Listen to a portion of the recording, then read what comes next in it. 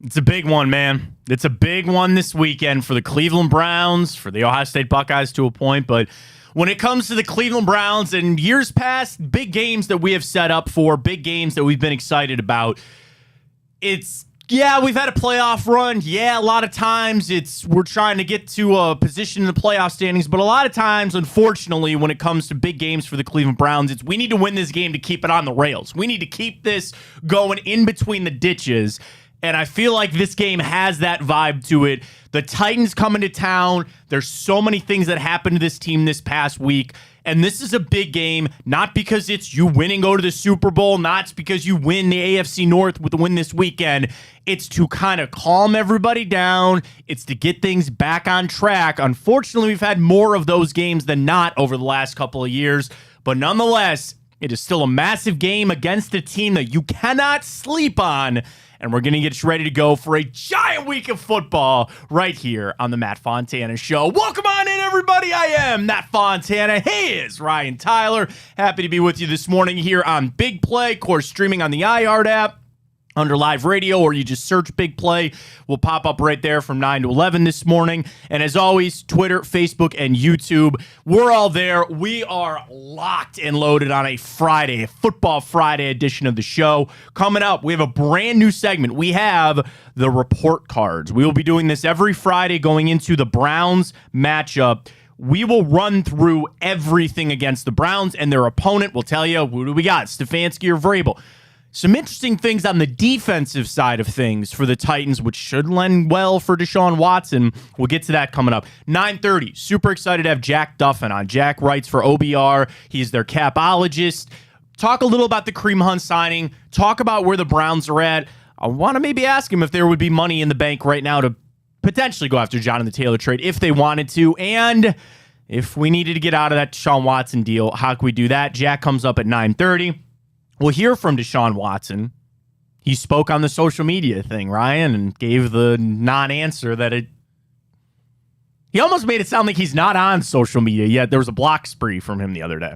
It's a facade. A facade, if you will. So we'll get to that coming up. Our pick segment, Sonny Gupta of Tipico is going to join us. Ohio State, Notre Dame. Dicey. At best, I think, on that 3.5-point favorite there. So I have Sonny on from Tipico. We got timeout. We got our picks. We got it all jam-packed on a Friday edition. We thank you for joining us this morning for a little bit of your time right here on Big Play. This game's got that feel. And it's been that way of the past, where the big games the Browns have played in sometimes are to save jobs or to just, again, keep it on the track. Like this game for the Browns on Sunday is that teeter, where if you don't play well and you lose, then we're going to be doing this show Monday with a lot of questions that I frankly don't want to answer and a lot of things I kind of don't want to think about, right? The other side of it is this is a good football team. Like, I think this is that opportunity right now for the Browns. The Titans are a scrappy, good team in some areas, yet there are some other areas that we really should be able to take advantage of them on. So if you win, you feel good about that. That's not something where, oh man, you kick the crap out of like the 32nd best team in the NFL. And I understand that it's any given Sunday, great flick. It's every team is a professional. You step up and you play. But the Titans have a little something that if you win, you're going to feel good. And it's not even so much, Ryan, about me or about you or about any of the fans. I think this locker room needs something. This locker room needs a little jolt. You know, we'll hear from Watson later, but he and Joel Bitonio both kind of made mention about the little bit of shock that was had when you lose Nick Chubb. And Watson even mentioned, like, we had to break in a new right tackle with DeJuan Jones. And granted, he played very well. But Bitonio had a line about, okay, Jack goes down, Nick goes down. He said it's a little bit of a grieving process. And especially with Chubb, the heart of your team, the soul of your team, your best player, and a catastrophic injury like it was, that takes you a second to kind of come back. And, Bitonio kind of mentioned maybe that we put a little too much pressure on ourselves, or maybe that was something that you really couldn't overcome in that game. I don't know if 5 days are enough to turn the page. It should be. It needs to be in the NFL because you're always looking for the next game.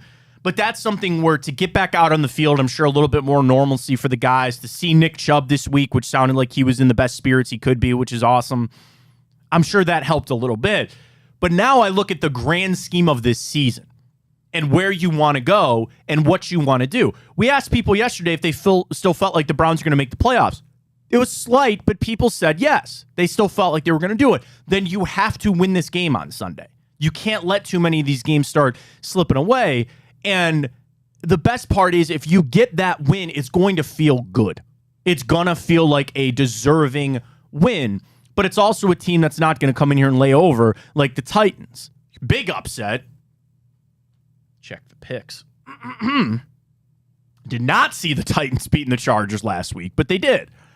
And they're riding high.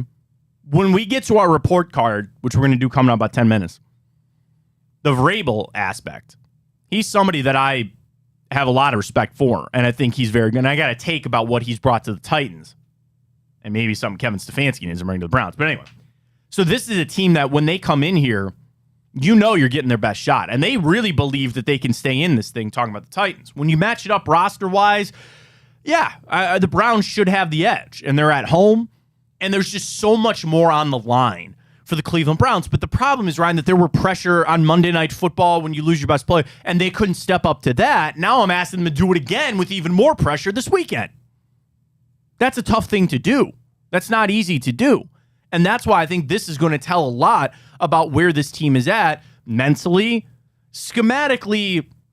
If people want to get into the X's and O's of it, there were some things I liked. There were some things that I felt like were working for the Browns. But, Ryan, we know this weekend is all about one thing, and that's Deshaun Watson. You need to get a win, yes, but the best-case scenario is you get a win that Deshaun Watson played very well in.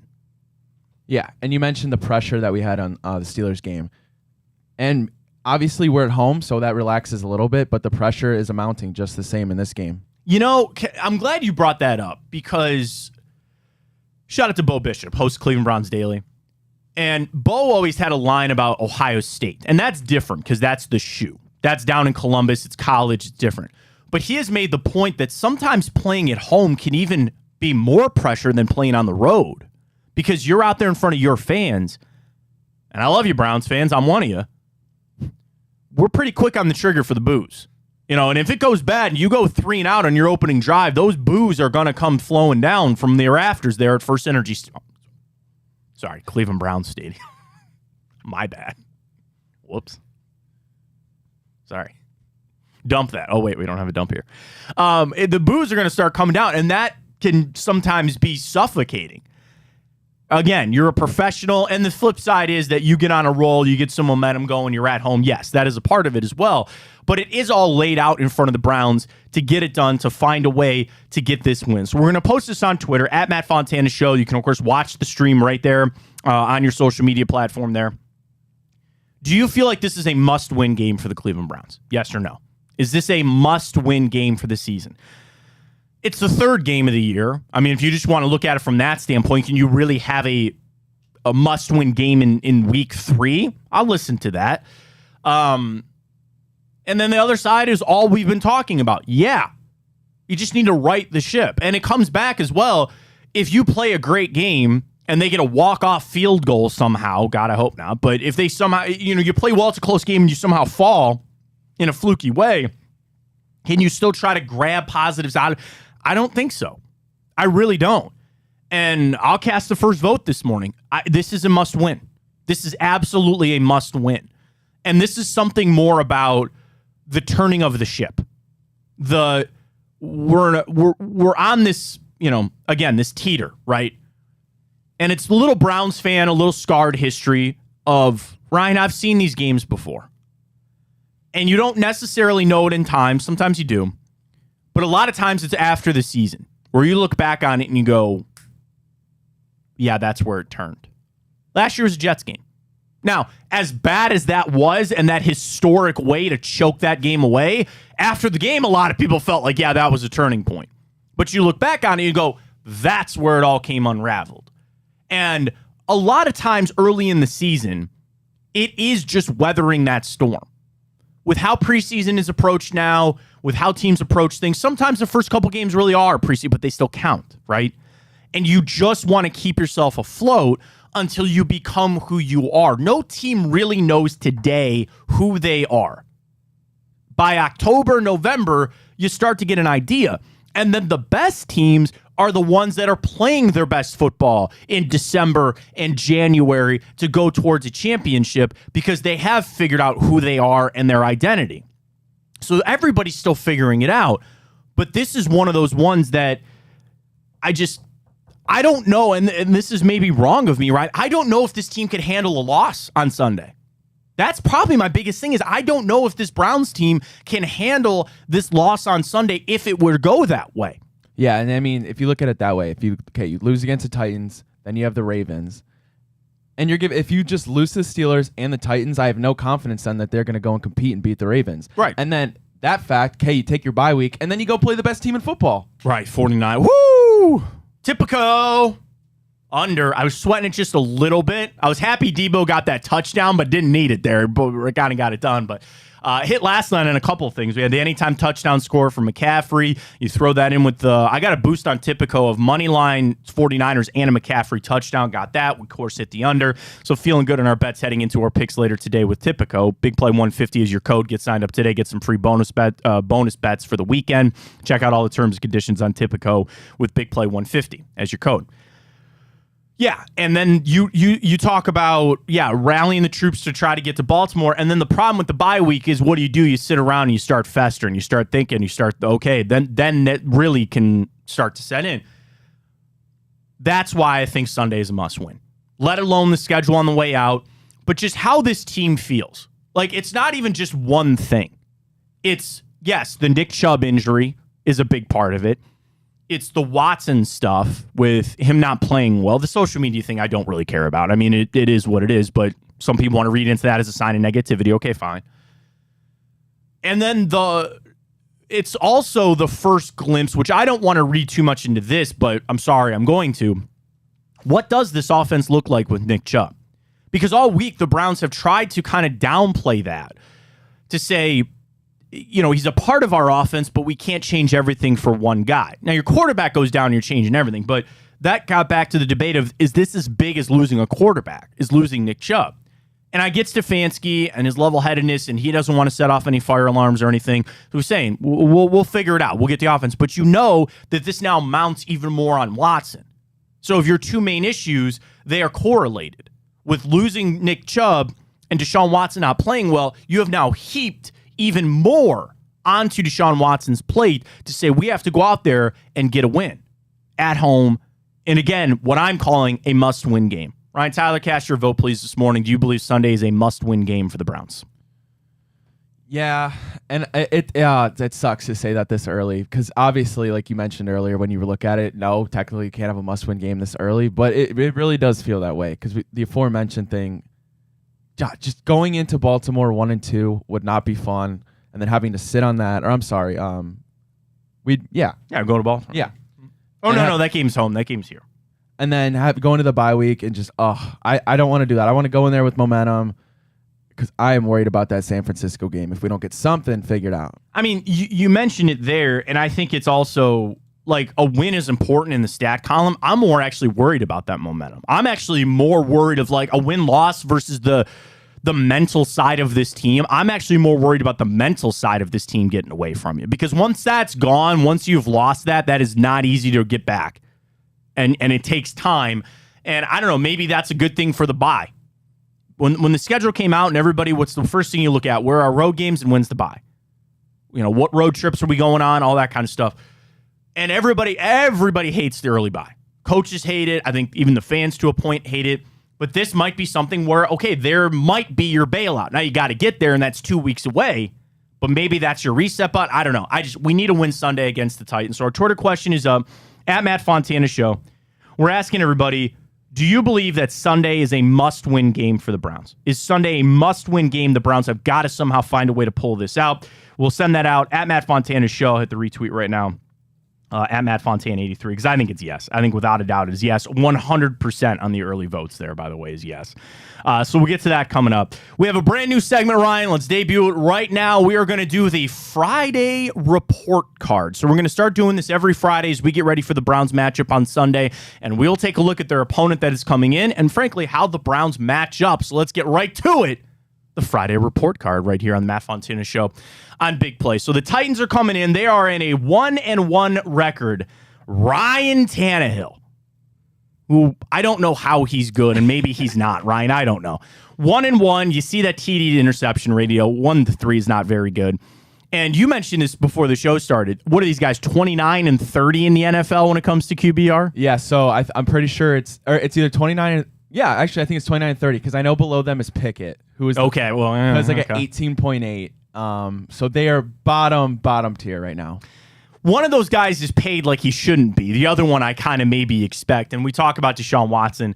The stat that jumps out is the bottom one right there, 55% completion percentage. And we'll hear from Watson a little bit later. He was asked a lot about it, and he tried to make we're still trying to figure things out. And I hate that answer. I hate it because we're here. We're a couple games in. The Ruts thing can't be a factor anymore. We're in a new offense can't be a factor anymore. And I'm not here to place blame either on Stefanski or on Watson for that. I don't know. I don't really care. But, Ryan, that is a very concerning stat for me, is his completion percentage being down there at just 55%. Yeah, and again, that's bottom tier. So, just like the QBR, it's got to come up. Got to come up. In this matchup, it's what it should be. Deshaun Watson should be the better quarterback than Ryan Tannehill. He should be. Is that really Ryan Tannehill? That looks nothing like him. Yeah, that is him. Yeah, it does. I guess maybe the little, he got the little, goatee thing going on there. Yeah. Did he lose weight or something? I don't know. That looks nothing like Ryan Tannehill. Yes, it does. Maybe you don't remember what Ryan Tannehill looks like. Not that I look at him often. I guess doesn't have a memorable face. I guess that is Ryan Tannehill. Wow. That's not at all. Seriously, did he lose weight? He looks thinner. I don't know. That just doesn't look like Ryan Tannehill to me. I don't know. Well, congratulations to Ryan Tannehill on losing the weight. I'm assuming he just looks way different. But yeah, your matchup here should easily go towards the Cleveland Browns with Deshaun Watson, but he's got to play that well. To the rest of the team, to another part of the sidelines, we go now on the Friday report card between the Browns and the Titans. We're going to break down each position. And Ryan, we start with the head coaches, and we start with Mike Vrabel and Kevin Stefanski. So when I think about Vrabel, Coach of the Year, he actually won it the year after Kevin Stefanski did. So you have two coaches of the year going at it. Kevin Stefanski won in 2020. Mike Vrabel won it in 2021 when the Titans went 12-5.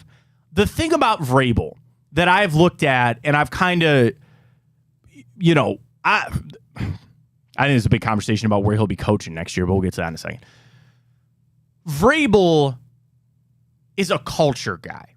And I think when you go try to hire a coach, and when you sit there and you try to understand there's these firms that are out there that try to help these teams hire a coach, and a lot of times just you go find a good team and you poach their coordinators. Mike Vrabel is a culture guy. And I'm not saying that he's not good at X's and O's and he knows what he's doing with his defense, but he and Dan Campbell, and maybe even Robert Saleh comes to mind a little bit, they were hired as culture guys. Kevin Stefanski, I think, was hired as an X's and O's guy. Nick Sirianni, X's and O's guy. And you've seen success with both, but that's where I see what Vrabel has done and know that maybe the culture travels a little bit further than the X's and O's. Maybe setting that culture, and he comes in like Campbell, like a hard ass, and they're true football guys, and they're former players, and that's an element that you can't just find anywhere. Those guys both played in the NFL, Vrabel at a higher level than Campbell, but have been around the game from a player standpoint. Then you have these other coaches that played, but they really got into coaching early, and they come strictly from the coach's standpoint, right? And it's not revisionist history. I'm very happy that Kevin Stefanski is here, but that's, Ryan, you could look at Mike Vrabel and say that that's a guy that really has overachieved for what he has been given down there in Tennessee, which is just impressive from a standpoint of, he is 48-34 in his career and took them to 3 straight playoff appearances from 19, 20, and 21 and got to that AFC Championship game in 2019. They lost to the Chiefs in that one. And then I remember that Ravens AFC wildcard game. Remember that game? Yeah, I do remember that. Yeah, that was back in 2020 in the COVID year. Yeah, I mean, that's... And that kind of gives me, again, the same thing for this weekend. This is kind of the same Titans team that we have seen year after year, but it's almost like Vrabel that sends them off to another standpoint. I'm telling you, and this goes back to, like you said earlier, you mentioned the word culture. There's just simply teams in football that no matter how not great their rosters are, they find a way to stay in the competition and go rattle off 7-8 wins with basically nothing. And we have one of the best rosters on paper, and our organization has constantly not been able to get it done. I think there's a big question on Vrabel where he's going to be coaching next year. If you really think that there's going to be a shakeup in the college ranks, whether Harbaugh, and he ain't going to Michigan, I'm not saying that. Saturday could be a big day for Ryan Day, which we'll talk about the Buckeyes coming up a little bit later with Notre Dame. But, that could be a big one on if Ohio State came calling, would Mike Vrabel pick the phone up?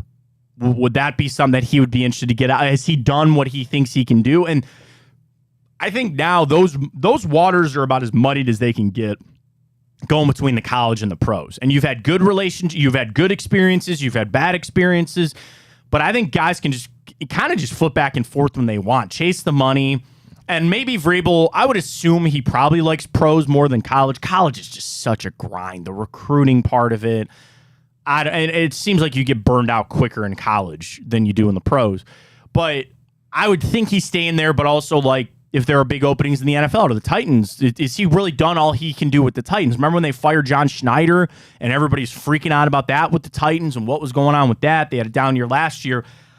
I think if I was betting right now with Tipico, I don't think Mike Vrabel's coaching the Titans next year. I don't know where he'll be, but I don't think he's going to be in Tennessee. Hot take. And I just think they might have a rough year this year. It's always rough when you try to tackle Derrick Henry because he is one of the best. He is an elite running back. He does it different than anybody else. And it's always kind of been the thing with the Titans where they have to, it's basically been him, right? You give him the football, you turn, you give it to him, it's fine. But it's a little interesting, Ryan, that this point of the season, which is 2 games, I know it's early in the season, 3.6 yard per average, only has 1 touchdown in 2 games. Yeah. I mean, just for instance, another fantastic running back in the NFL, Josh Jacobs. Right now, I believe he's averaging 1.9 yards per carry. Yeah, and the Raiders' offense is not. Yep. Jacobs wants the hell out of there. And then there was some scuttlebutt this offseason about could the Titans be trading away Derrick Henry? Could they be moving on from him? So maybe that's impacting it, but I also think they're kind of understanding what this offense or what the NFL and the offense is. They got to throw the football. If Nick Chubb was in there, I'm giving the edge to the Browns, but he's not. Yeah. This is very clearly an edge for Derrick Henry. And I think with the Browns rushing defense, which we'll get to defenses coming up in a minute, they are elite at stopping the run. God, it feels so good to say that. They are elite at stopping the run right now. The difference is that it's Derrick Henry. And I've seen grown-ass men try to tackle him, and you can't just get off. He's hard to take down. And this screams of a game that if the Titans come in here, ball control, you try to just eke it out. Because right now, Henry is averaging 20 carries per game. So they are going to feed him the football. And it's kind of best on best. When you talk about the matchups in this, best on best is the Browns' defensive line. The Browns' rush defense is one of their best. They are top 5 in the NFL. I believe actually tied for 3rd in the NFL when it comes to rushing yards allowed. Let me see. Let me pull that up here. Sorry, they are, after last night, San Francisco. Of course. What did Matt Breida run for? 11 yards last night? So sorry, the 49ers have bumped the Browns down 1. So the Browns are tied for 4th. They give up 65 yards per game. That was an ass kicking last night, but nonetheless. So the Browns are elite, and then you turn it over to a guy like Derrick Henry, which again, right now he's 9th in the NFL in rushing yards. That's tough because McCaffrey does have an extra game, and he's just an animal right now. But you can't sleep on that. He is averaging 71 yards per game. So I will lean for Derrick Henry on that. We get to the wide receiving core. And this one is interesting to me, Ryan, because DeAndre Hopkins, one of the biggest offseason signings across the NFL. There were people with the Browns, fans with the Browns, that wanted DeAndre Hopkins to come here. Now, his start down there in Tennessee has not been what you expected, mostly because Ryan Tannehill has been struggling. But I was getting ready to do this, and I was kind of looking up some things with DeAndre Hopkins. Do you know in the past decade, he has more first down catches than anyone in the NFL? He has 600 first down receptions over a decade. Here's your trivia question of the day. There are 2 players tied for second with 550 first down receptions. They move the chains. Over the last 10 years? 10 years. Oh, okay.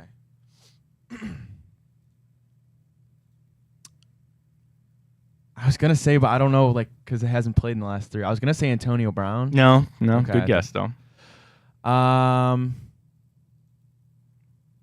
Keenan Allen? No, good guess. Oh, man. Another big-bodied wide receiver, though, Okay. is one of them. Mike Evans? No, good guess. Guy also played a long time in the AFC South against Mike Evans. And ironically, also a former Tennessee Titan. Interesting. Oh, come on. I know you got it. Last 10 years. AFC South. Okay, so that's Jacksonville. That's... Oh, no, I'm sorry. NFC South. NFC South. NFC South. Sorry, that okay. threw you off. So Julio Jones. Oh, okay. And Travis Kelce. I believe Kelce it. moves the stick. So I that's believe your it. stat for the morning, that nobody over the past decade has had more first down receptions than DeAndre Hopkins. Second is Travis Kelce and Julio Jones. He's good. He's not elite. Amari Cooper, I think, has started to get some things figured out. Browns clearly have the wide receiving edge. Browns offensive line, the only way, when we do this Friday report card every Friday, I think there are only one team that you could maybe debate, and that's the Philadelphia Eagles. You want to maybe talk about the 49ers, sure, maybe. But really, the offensive line will be the best, and it's going to be the best, certainly this Sunday, against the Titans. Then we get to the defense, and we gave the edge to the Browns. And when you look at the rushing yardage for the year, I mentioned the Browns are tied for 4th with 65 yards per game given up on the ground. So are the Tennessee Titans. They are right there with the Browns stopping the run. But the reason is that people don't really run that much against them because they can throw all the livelong day.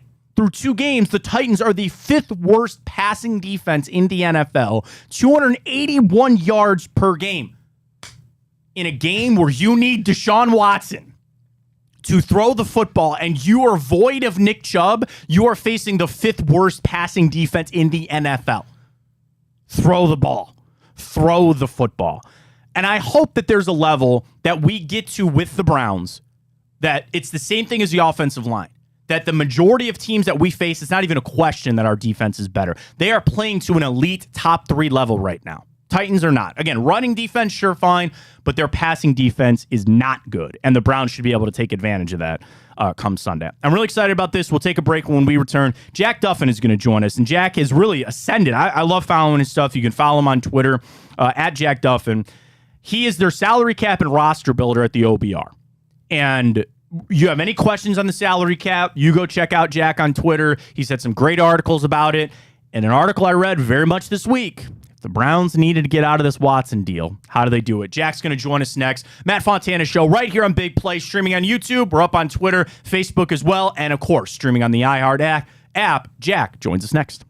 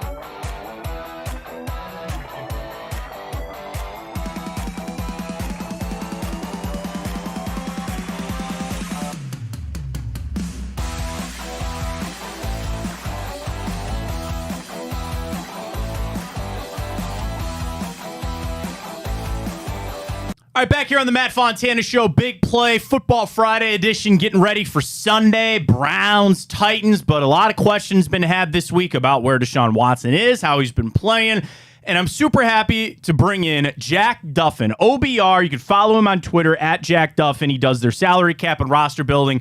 Jack, we really appreciate you joining us this morning here on the show, and I do start with, I just want to clear the air here in the fact that you are not Andrew Berry, correct? You're not Andrew Berry's burner. You just happen to be really good at doing cap stuff, right? He's muted. Oh, sorry, Jack. Oh, you're good. That's fine. You'll call out. What he had to do was run Andrew Berry out of the room real quick, and then you came in as the side, right? Just put him on mute. I didn't want to. You're not Andrew Berry, right, Jack? You're just really good at what you do. It basically all started around free agency this year. I produced a list of about 50 guys and said, hey, here's the guys I think the Browns will go after. And pretty much everyone they signed was on that list. So it got a bit out of hand. There you go. Well, you're very good at what you do. I really appreciate your work. I enjoy watching it and following there at the OBR. And let's just talk, Jack, before we get into specifics, about where the Browns salary cap is at. Because you just, as you do often, you update their current space. After the Kareem Hunt signing, where are the Browns at when it comes to their salary cap? They're obviously in a pretty good spot right now. Yeah, so still waiting for the final numbers on the Kareem Hunt. We've heard up to $4 million. Probably means it's nearer like 2.5 because the agents pump out the really big number and then we get the real number after a few days later. So we'll see that when it comes up. But they've got $35 million of cap space for this season. But they're in a really nice spot. They're continuing to outspend the rest of the NFL by about $50 million a year, just Browns versus the league average. So really, really strong position moving forward. And Andrew Berry is doing great work, but a lot of the praise belongs with Jimmy Haslam. Jimmy Haslam is the one going, hey, have $50 million more than basically everyone else as a league average. That Andrew Berry's not creating that magic. Jimmy Haslam is giving him the money to do it. And explain that to everybody, Jack. I think most people know, but the Haslams are writing a lot of checks up front. You got to have an owner that has liquid cash that's able to do this, and the Browns can't run away from this money. People have this misnomer that when you restructure, that money just goes away. Tell everybody the Browns are kind of kicking this can down the road a little bit.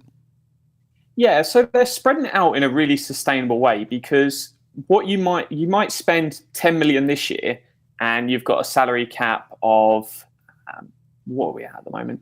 224.8 million.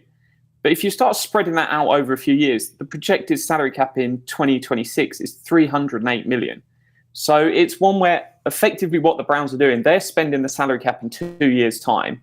And so as long as it keeps going up, there's nothing stopping them doing what they're doing. But they're spending 2 years ahead's budget, and it just takes an owner willing to go, hey, the money hasn't come in from the league yet, and we haven't got all this money from TV rights, but I'm going to give you this in advance because I know the salary cap's going up. And it's taking Jimmy Haslam going, I'm bought into this team, I'm giving you all this cash to allow them to do it. Jack Duffin joining us from the OBR. Follow him if you aren't already as a Browns fan. He's a must-follow there at Jack Duffin, doing the cap work and the roster building for the OBR. Jack, your article this week, if they needed to get out of the Watson deal. And I know that this deal sent shockwaves through the NFL for the fully guaranteed money, but with any deal, there's always some way, and you're going to have to pay penalties if you need to get out of it. Tell everybody about your article this week about, let's say that the decision is made that the Browns have to get out of this Watson deal. How and when and how much money would it actually have to cost them if they really needed to get rid of Deshaun Watson's deal? Yeah, people asked for it at the end of last year, and I was like, no, I'm not even willing to write this after 6 games. Right? I just turned it straight down, and it was rough, that Steelers game. So I finally buckled to the pressure and said, hey, this is the article I never want to write, but here we are. And effectively, there is no way to get him off this roster until the end of the 2025 season. Once year 4's done, that's when they can move on.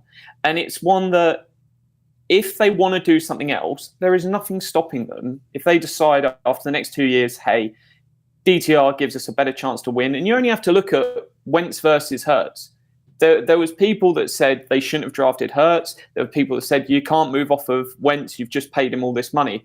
And what his team is most like the Cleveland Browns it's the Philadelphia Eagles. So it's not impossible to go this route. If they decide a couple of years down the road, they could even leave him as sort of the world's most expensive backup QB for. It will take decades before that record to ever gets beaten, but they could put him there and they could start DTR. They're spending $50 million a year more than everyone else. So the $46 million it's going to cost them for Watson isn't going to destroy their roster. Andrew Berry's built a great roster. So it's not impossible, but he's here until 2025. It wouldn't surprise me if we see them restructure him, because if they want to get rid of him, it makes sense to just keep spreading out those cap hits, and we'll deal with it down the line when the salary cap's 300 and something million rather than when it's 225. So plenty of restructures probably still to come. And if they turn to DTR and DTR starts winning games, I don't think anyone's going to care that they've got a super expensive backup. But fingers crossed, hopefully he turns it around. But they're not. People are saying they're screwed. They're screwed if DTR sucks as well. Mm-hmm. But there is a piece of space in between. He only has to be top 16. If he's top 16, Deshaun Watson, they're able to compete, make the playoffs. If he's top 8, they can match everyone, maybe with the exception of Patrick Mahomes. Because money and anything can't beat Patrick Mahomes.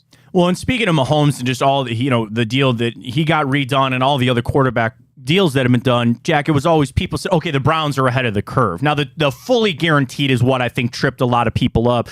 But we see the Burrow deals, we see the Herbert deal, Lamar's deal, and where it eventually will go. We know the salary cap is going up to pay who? Quarterbacks, not D linemen, not running backs. It's going up because of the quarterbacks. So do you believe that the Browns were just ahead of the curve when they handed out Watson's deal, or do you think that fully guaranteed deal was something that remarkable? So if we look at sort of the free agent quarterbacks, and Deshaun Watson was basically a free agent. There was multiple teams bidding. They'd all reached the price of, hey, once we get 3 first-rounders, whoever he wants to go to, that's his choice. Kirk Cousins, Tom Brady. There was precedent for whoever gets to free agency as a quarterback, you get a fully guaranteed deal. And we've seen with the Burrow deal, he's got the first 3 of his 5 new years are fully guaranteed. So the next 5 years of Joe Burrow's contract are fully guaranteed. So it's not one where 5 years fully guaranteed is anything shocking. It's one that if he would have just signed an extension with the Browns, he'd have got 3 guaranteed years anyway. So it's year 4 and year 5 that the Browns are guaranteed. At the end of the day, the last above average QB to get cut from his deal was Peyton Manning. QBs just don't get cut. Right. Jared Goff wasn't a top 16 QB when he signed his deal, but he still can't get cut because there is such a shortage of QBs. So if he can get back to league average, he was never getting cut anyway. And that's just because there's not enough good QBs to go around. You mentioned it, so I got to ask you, could there be a world that if they tried to restructure enough and get that dollar amount down that they could trade him and then have to attach a pick to it like the Rams had to do? I know the Browns are down on picks too because of the deal, but is that something that could potentially play out if needed? It'd be really tough because that future guarantees land straight on your salary cap. It's not one way you can really cut and spread it out. So they'll probably be better just paying him. And even if they want to make him inactive and say to him, look, you're going to be a game day inactive for year 4 and 5. Year 4, we don't even want to see you in the facility if you don't want to come in. We're not going to penalize you for that. Or you can just come into the facility and train on your own. That's unfortunately the position where they could be in, where he's not going to want to just go, I'll tear up my contract. I don't want the last 100 million you're going to pay me. Just, hey, I'm good on the 100 mil. Yeah, just keep that. Don't worry about that. So it's one that it could get to a really nasty situation. But hey, if there is still plenty of time for him to turn it around. That's the hope, Jack, right? We all hope he plays well, that this is just a slow start to the season and turns around and earns every penny of it. Jack Duffin joining us from OBR Capologist and Roster Breakdown. So some of the other guys on the roster, Jack, when we look at Conklin's injury, we know non-guaranteed money for Nick Chubb. There are people that think with Wyatt Teller watching his contract, we know they picked up the 5th-year option on Jed Wills. Just following the money for the future, who are some guys that you are seeing that the Browns could potentially move on either after this season or in the near future? Yeah, the most likely name is Wyatt Teller for me, because if we look at the offensive line, we've got guaranteed deals in 2024 for Conklin, for Wills, and for Pocic. I think they'll probably keep Bitonio around, and that's one that once a player gets that age, you never know how long they're going to play. Bitonio could play for another 5 years. You can get an injury and it all goes wrong. So Bitonio's here for as long as Bitonio wants to be here and can continue producing, which makes Wyatt Teller the odd man out. There was rumours that they tried to trade him last offseason, right back at the around the start of free agency. So they were certainly sounding out. He had guaranteed money there, so it always had to be a trade rather than a cut, whereas there's no guarantees next offseason. So he seems like the most likely to be gone. Grant Delpit is a free agent this offseason. I was going to bring him up, yeah. Mm-hmm. People aren't going to like this. I struggle to see him being in Cleveland. No. And it's not because he's playing well. He's playing phenomenal, the best football he's ever played. Looking at the budgets and the way they set the team, it's looking like a decision between Newsom and Delpit for where they want to put that money. And I think it's one where they pick up the fifth-year option and extend Newsom. The fact is, as soon as they brought in Thornhill, 2 years guaranteed, they're already paying Ward. He's got guarantees through 2025. If you then add Newsom to that group, it's hard to then pay Delpit as well. And if Delpit, goes the route that Taki got injured, because Taki wouldn't have been here if he wouldn't have got injured, because his price would have been higher than the Browns would have probably paid. And it's one that, if he balls out and he's going to get 10 million plus a year, it's unfortunately not going to be in Cleveland. And I never say never. I'm just saying it's unlikely, because they could do something where they go, we won't extend Zadarius Smith again. We'll move Okoronkwo up to edge 2 and we'll move that money from the D line to safety. But part of me goes, hey, if Zadarius Smith's really good, that has been so much fun, and it's only 2 games. It's funny. I was just looking up safety contracts. I wanted to ask you about Delpit because I feel like, Jack, he's making himself money every weekend he plays because he's just out there. He's gaining contracts, whether it's here or elsewhere. And if you want to, and I'm assuming he's going to ask for top 10 money, and that's about $15-16 million a year for a safety. And that's a lot of money. I think Delpit will be worth it. But like you said, with Thornhill there, with Newsom, and then eventually they do maybe have to pay MJ Emerson, who's playing to a level that is going to be worth much more than a 4th-round draft pick of where he was at, too. Yeah, and it's one that been a weird career up for Delpit. We didn't see him the first year, and then the next 2 years, I would say it's similar to Jed Wills. And people will be shocked when I say that, but there's moments where Grant Delpit and Jed Wills over the last 2 years were great, and then there was moments where you just look at them and go, why did he just do that? And then this season, he's pretty much beyond Myles Garrett. He can make an argument and go, he's been the second best defensive player on the team so far. I think it's probably a battle between him and Zadarius Smith, but that is a massive step forward. And if he continues it across the year, he's earned that 15 million plus. It's just, can the Browns realistically give it to him and pay Newsom? And MJ Emerson, there's another 2 years, so he's got to play this year and next year because you have to complete 3 years before you can get around the table and do a deal. But that could be one where they're getting towards the end of Denzel Ward's guarantees, and then they make a decision between Denzel Ward and Emerson. And it's much nicer to be in a position the Browns are now, where they have too many amazing players, they can't pay them all, than we take it back a few years where they didn't have any amazing players and they were paying average players crazy money. And guys who are at the end of their career coming here to steal money like they've been doing for decades and getting fat contracts to sit around and do nothing. Final position I wanted to ask you about, Jack, was the wide receiver. So Amari Cooper, through 2 games playing to a high level. We know Elijah Moore is here still on his rookie deal. What do you make of that position room? And probably more specifically, do you think there's a world that they move on from Amari Cooper eventually? This, for me, is going to be the most fascinating position room this offseason to follow for the Browns, because you've got Amari Cooper's got 1 year left on $20 million, and there's no guarantees. That's in 2024. He's got this year and then next year. Elijah Moore can get extended, but has the final rookie year in 2024. DPJ is a free agent. Yeah, DPJ for They've probably got around $30 million a year of budget between those 3 spots. I would say that's just looking at how they've operated in the past and projecting forward. So it's one that, in theory, they could run it back. DPJ could take $10 million a year. You keep Cooper and you keep Elijah Moore, but you don't extend him. I don't expect that's the way they go, but all the options on the table. It could be one where they go, do we want to keep Amari Cooper, and maybe Amari Cooper moves on, but then Mike Evans could easily be on the free agent market and they could look at a name like him. I expect T. Higgins to be a tag and trade candidate. I don't expect him to get to free agency. I know lots of people have said, what about T. Higgins? I don't see it, but there is several different routes. We've seen the Eagles have traded for people in the past and extended them. It could be one where we look for the next Amari Cooper, where we can go and trade for a 4th, 5th round pick for a player and bring them in just because they've got a big contract. And then you're not getting into the bidding game and war of free agency. But it wouldn't shock me if we've got Elijah Moore's the only one of the top 3 wide receivers still here. And it wouldn't shock me if all 3 are still here. So it's purely any direction. But I'd say 30 million's the right sort of budget to look around. And Elijah Moore's like 1.5 mil next year. So a tiny proportion of that.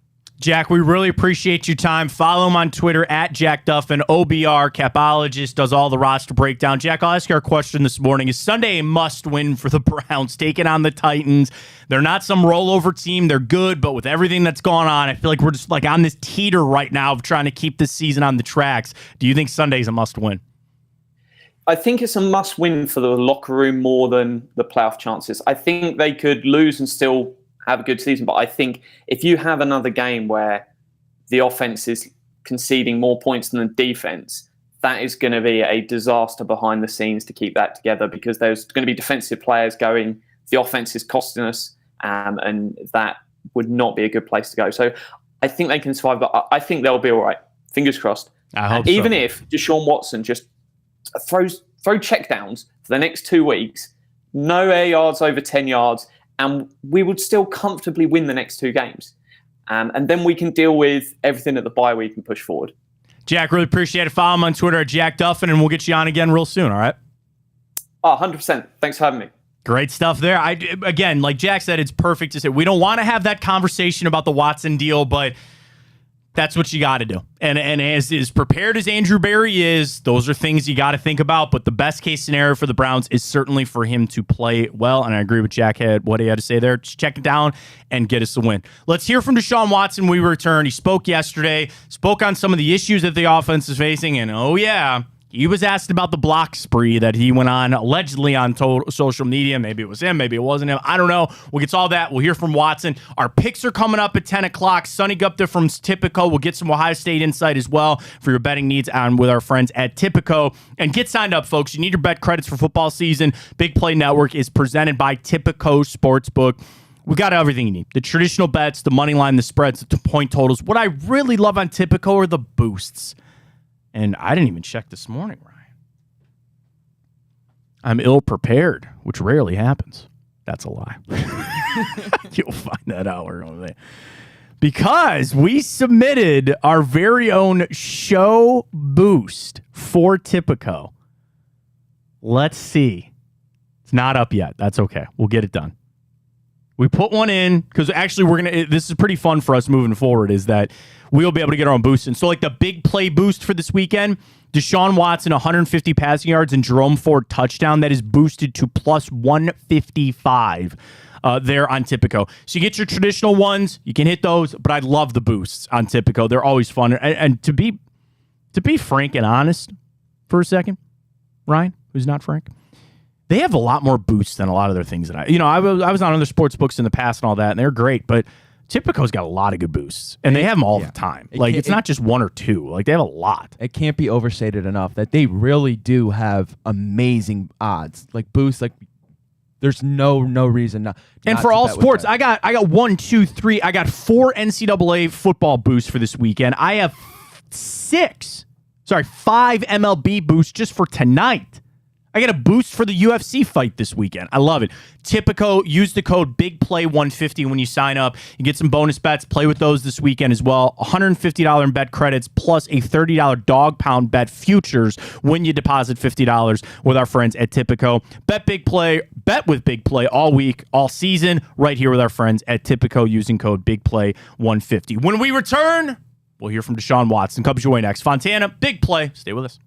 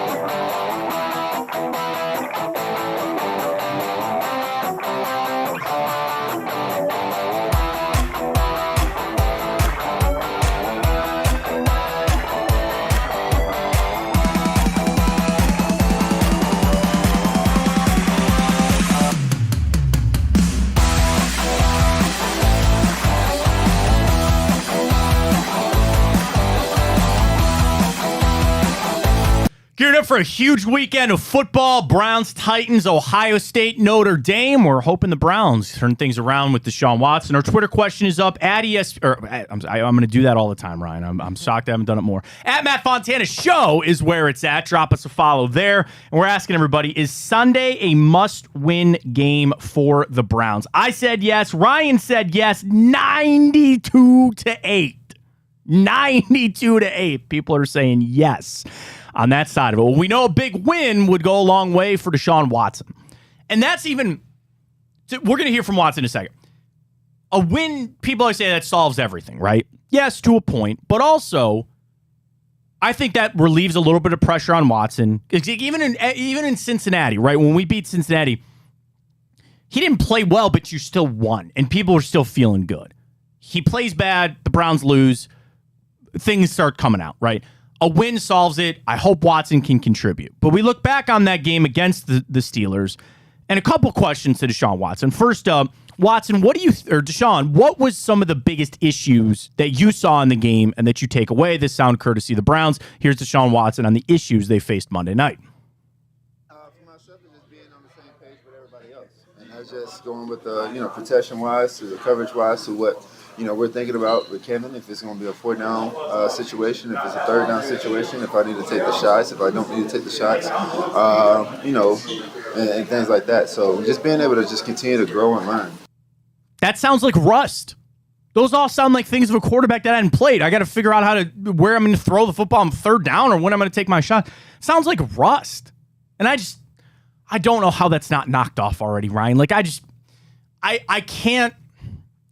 For all of the reasons why the Browns offense struggled and maybe all the reasons why Deshaun Watson specifically struggled, there are no good answers because I don't want any of those answers, right? But the one that I think resonates least with me is I'm still rusty.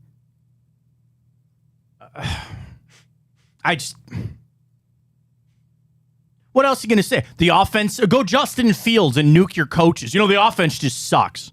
The guys I'm playing with just aren't very good. Those aren't great answers either. I come from a standpoint of there are no answers that Deshaun Watson could give me that'll make me feel better about how he played. So I guess I just got to understand that I'm going to be angry about it. It is what it is. Now, another kind of story this week was the Browns dealing with the loss of Nick Chubb. Joel Bitonio said that was a real shock to some of the guys they had to overcome. And here's Deshaun Watson. He spoke about just losing some other guys in addition to Chubb as well. You got to think, we had some injuries, so, we had a rookie tackle that came in, so we got to change up a little bit of the protection-wise. Nick went out early on, so, some young running backs that got to come in protection-wise. And then some of the receivers, Coop, he was a guy that came along during camp. He didn't get too many reps. Elijah is new to the system.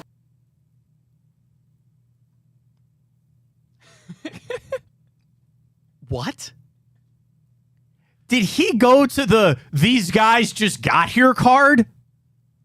Can you play it again, Ryan, please? This is Watson talking about Monday, and he's going to the guys just got here card.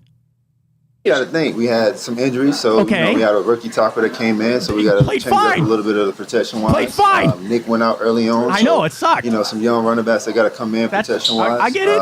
And then some of the receivers, Coop, he was a guy that came along during camp. He didn't get too many reps. Elijah is new to the system. Came along in camp. He's talking about Amari Cooper like he's a 5th-round wide receiver from Western Michigan. He came along in camp. What? That guy's a 10-year veteran. He was here all of last year. Did you know? Well, again, he got hurt, but did you know you were throwing to Amari Cooper last year too?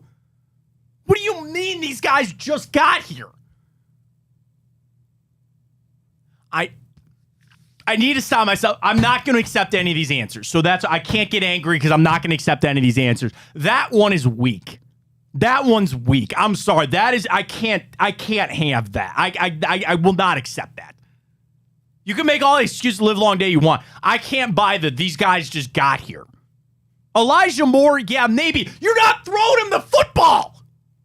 All I wanted through 2 games so far is more Elijah Moore. I wanted. Throw him the football. The other guys were all here. Last year, Donovan Peoples-Jones, Amari Cooper, David Bell. Where's Steven Njoku been, by the way? That's not his fault. All we're getting is screens on 3rd and 13. These guys just got here. Good. Okay. Final one. Watson went on this blocking spree on Twitter. I was one. What I really don't care. He blocked me, but I thought it was a bigger. I think it's a bigger statement on maybe where his head is at, and if he needs to clear this out, and if he needs to just get away from all of it, I would say just delete social media. But whatever. Okay, fine. He was asked about the social media thing. He wasn't specifically asked about blocking people on Twitter, but he was just asked about social media. Here's Deshaun Watson, sound courtesy of the Browns. No, it doesn't impact me. I don't get into any of the social media stuff. So, my main job is here to play football and to be the best teammate and do what I can do to help the team win. I'm going to be extremely critical for just a second. I believe him when he says that the social media stuff doesn't impact him, or he tries to not let it impact him. Okay, that's fine. And I could go back to, again, just delete it, don't look at it. Okay, but if you want to keep it, and everybody has a right to have social media, I'm sure he follows a lot of cool things. I follow a lot of Batman things that I like on social media. It's great. It's awesome. And if you want to block people because you don't want to see that, then that's fine. But then also it kind of made it sound like he's not even on social media. So then if he's not on social media and somebody else really is running it, can the agent then not handle it? Imagine for a second, Ryan, that you are my social media agent and you run my Twitter and I don't even look at it. And people were talking bad about me. Not the first time nor the last. Would you're not me. So you're like, you know what I mean? Like there's a buffer there to be like, oh, okay, I see this. Like, so what? Who cares? Yeah, but Nick put out a pretty interesting tweet. Let me pull it up real quick. Shout out to Nick Padone. Reflog. Are they doing the betting show today, by the way? They are. Big okay, Dave and Nick, don't miss it. Big play, big bets. It's where this. I don't want to put it on and mess my hair up, but big play. Yeah, there we go. Yeah. So Nick said, because somebody tweeted, just hoping he has a social media or PR team that's doing this. Not a good look if it's not. And Nick Padone tweeted, as someone who manages social media pages for a living, you don't block people on pages that aren't your personals. It's exactly. It's him. That's right. Because as a social media manager, you just deal with it. Right. Exactly. You are the buffer. That's what you get paid to do. And, never mind. As I say, like if he's running social media, which a lot of these athletes do to get paid, you don't want to block people. You want the most amount of followers that you can get. And a lot of times there's two schools of thought. There are people like Myles Garrett. Myles Garrett is very active on social media. He likes posting on Instagram, and he's a great follow, and people love him for that. There are other guys, kind of like Nick Chubb, where only thing he really tweeted ever was endorsement type stuff. And I follow Nick, and I'm not knocking the hustle. Like, that's cool too. So in that world of if you're using it for ads or you're using it for endorsements, which again, I can't tell you because I don't see Watson's tweets, but I think that was kind of more of the realm. You don't want to be blocking people, especially in the media, because sometimes the media will see what you're doing and say, oh, hey, like let me just give you just a quick example before we get to our picks. Like last year, or maybe even the year before, Nick Chubb partnered with a cereal brand to make Chubb Crunch. It was a delicious cereal. And the best part of it was they were raising money to give to SIDS. Unfortunately, his family, I believe his nephew, passed away, sudden infant death syndrome, which is just awful and is just absolutely terrible. And we talked to Nick about it, and he said, I partnered with these people to create this brand, and we are raising money to be able to help research. A fantastic cause. I went and bought a box. It's really good. It tastes like Cinnamon Toast Crunch. It was awesome. But in that world, where Nick did send that tweet out, he would want media people to say, hey, everybody go support Nick. And I did. I tweeted back. I said, hey, man, this is awesome. Everybody go support Nick in this venture and pick up a box when you can. I think they were at Heinen's. So that's the other side of the coin. And granted, Watson's got $230 million. He's not out there kind of weird. I don't buy it. Something's funky going on with it. I don't care that Deshaun Watson blocked me. I care that I think it says something bigger about where he's at mentally. I care that he didn't block me. I can block him. I'm not relevant.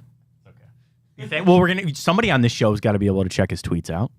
Yeah, so keep it that way. Very true, very true. All right, Ryan, here we are. Week 3, our bets with Tipico. Solid week for us last week on the picks. We'll run through every single NFL game. We'll give you our slate. And don't forget, Sonny Gupta from Tipico, Sportsbook Manager. He's coming up in about 15 minutes. We'll talk to him about Ohio State, Notre Dame. NFL picks are next right here on Big Play.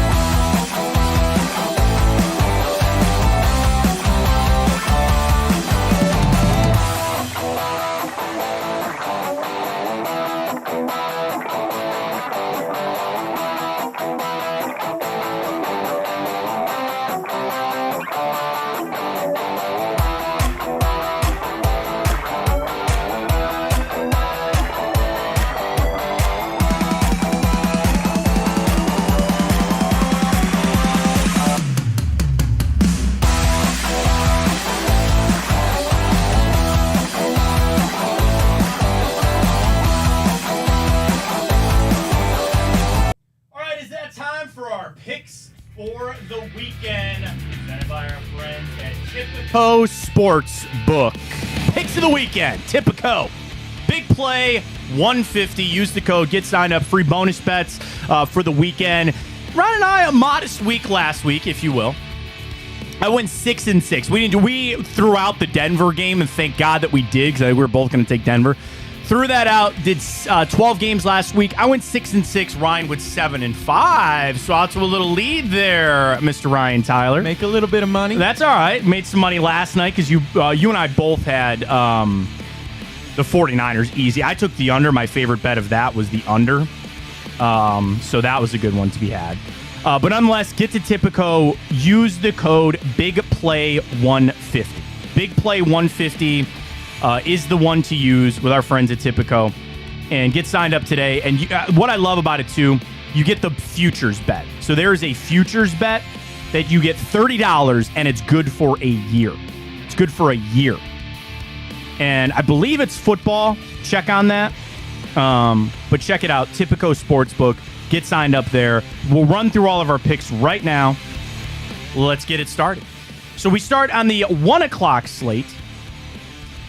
Sorry, I'm in week 2 still. Gotta flip this over. I get to week 3. Here we go. Loading up. All right, Falcons, Lions, 1 o'clock kick. This game is up in Detroit. The Falcons, one of the shocking teams, coming in at a 2-0 record. But who are they really beat? The Lions coming in 1-1. They got that big one over the Chiefs. They stumbled last week against the Seattle Seahawks. This is a 3-point customary home favorite for the Detroit Lions. Actually, 3.5 on Tipico. I'm going to take Detroit, and I'm going to take them minus that 3.5. I don't think I keep waiting for the the Falcons bubble to burst. I think the fact that they're on the road, I think this is one that Dan Campbell and the Lions will be able to take care of. Ryan. This is an interesting one. Wow. Okay. My gut. Oh, I can't go. I'm going to go against my gut, and I'm going to regret it. But I'm going to take Atlanta, actually. Oh, all right. ATL plus the 3.5. I think they're just going to control the clock the entire game. Also, 1 o'clock down in Jacksonville, AFC South battle. 8.5 for the Jags as they welcome the Texans to town. This is our trap of the week. This seems like it should be the trap of the week, but it's hard because you watch Jacksonville against a good Chiefs team that got Chris Jones back, and you say, oh my God, they only put up 9 points. Jacksonville is still the class of that division. They know they want to win that division, and this is a division football game. I will take Jacksonville. I think 8.5 is a little rich for me, but I got to take them there. Even if I might go alternate spread on that. We don't do that here with our picks with Tipico, though. So 8.5, I'll take Jacksonville. Ryan. I'm going to take Jacksonville as well. I like them here, especially after coming off that loss to the Chiefs. I would be surprised if they came out lackluster. Oh, lackluster.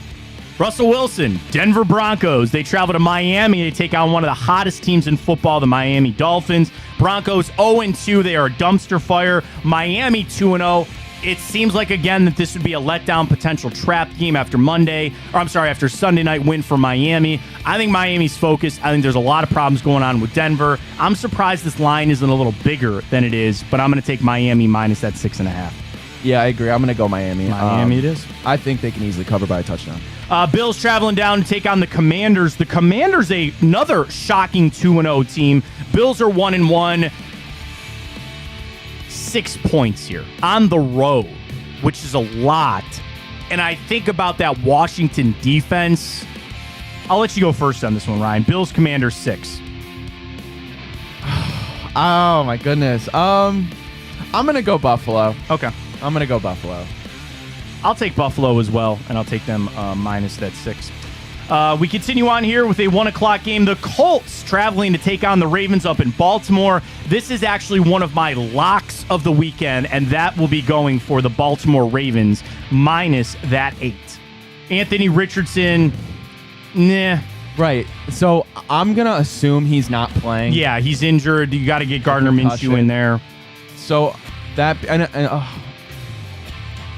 I'm going to go Colts to cover that one. Wow, Colts plus the 8. All right. I think Gardner Minshew's a cover machine, man. He backdoors I think it's quite going a to be bit closer than some people might think. Another 1 o'clock kick. The Chargers traveling to take on the Vikings. These are potentially the two most disappointing teams to start the season. The Chargers, a shocking 0-2, as are the Vikings. One of these teams, Ryan, will go to 0-3 after being playoff teams just a year ago. I'll take Justin Herbert. I'll take the Chargers. I'll take them minus that one. Yeah, I'm gonna take the Chargers as well. And this game we might see 800 passing yards combined from the quarterbacks. Both of those defenses, it's I don't know. It'll be fun. Saints a little bit of an upstart team here at 2-0, led by Derek Carr. Now I read into the teams that they have beaten: Tennessee and the Panthers. Packers are 1-1. They're trying to figure things out with Jordan Love. This is in Lambeau. Green Bay, a 1.5 home favorite. I hate going with so many favorites here, Ryan. Aaron Jones limited in practice this week with the hamstring. Still no word on Christian Watson. You know what? I'm going to take my first dog. I'm going to take New Orleans. I'm going to take them plus the 1. 1.5, by the way. Okay. Oh, yeah. Okay. We're gonna disagree then, because I'm gonna go Packers on this one. All right, Green Bay minus. They've been kind of my team this year that I've been betting on. And they've been making me some money, so I can't stray if it's working. 4 o'clock up in the Northwest. It is Seattle welcoming in the Panthers. 6-point home spread there for Seattle. Of course, the Seahawks got a nice win last week against the Lions. Panthers, they're competitive in games. How good are they? I don't know. They're 0-2. I think they will fall to 0-3. Now, the question is, will Seattle get them by 6? I think they will. That's a long trip. Seattle minus 6. I'm with you on that one. I think Seattle will cover. And, Bryce Young. Has that been confirmed yet if he's out? I have not seen, but they're planning on him not playing. Yeah, probably not. Andy Dalton will get that start. That might actually be a little better for them, but we will see. We have two 12.5-point spreads here, both 425. Cowboys, Cardinals, Chiefs, Bears. I'm going to take the Cards to cover. I don't know why. I know the Giants suck, but I think they'll get under that 12.5. And I will take the Chiefs to bury the Bears. They got some real problems going on over there. Home game for the Chiefs, by the way. Cowboys are in Arizona, so I'll take Arizona plus the 12.5. So I'm gonna go Cowboys to cover that. And then I agree. I'm going to take the Chiefs to beat the Bears pretty badly. All right, to Sunday Night Football. The Steelers traveling out to Allegiant Stadium to take on the Raiders. Both teams are 1-1. Kenny Pickett not looking good. Really, there's a world that the Steelers should be 0-2. For the Raiders, they beat the hapless Broncos and got smoked by the Bills. I've got this one as a standard 3 for the Raiders at home, and I will take Pittsburgh plus that 3. I think they're actually going to get that win out there in the desert. I agree with you on that one, Matt. All right, Pittsburgh plus the 3. We'll get a little more insight with this. Sonny Gupta of Tipico Sportsbook going to join us. We're going to kick things off right with Ohio State. 3-point spread, taking on Notre Dame. We'll take a look at some of the other college slate as well and get his thoughts on some of the NFL games that we just picked. Sonny Gupta, Tipico, joining us next. Use that code BigPlay150. This is the Big Play Sports Network. We're live. iHeart app. We're on social media, the Twitter, YouTube, of course on Facebook, and check us out, again, streaming live on the iHeart app with our podcasts on Apple Podcasts and Spotify. Sonny from Tipico joins us next.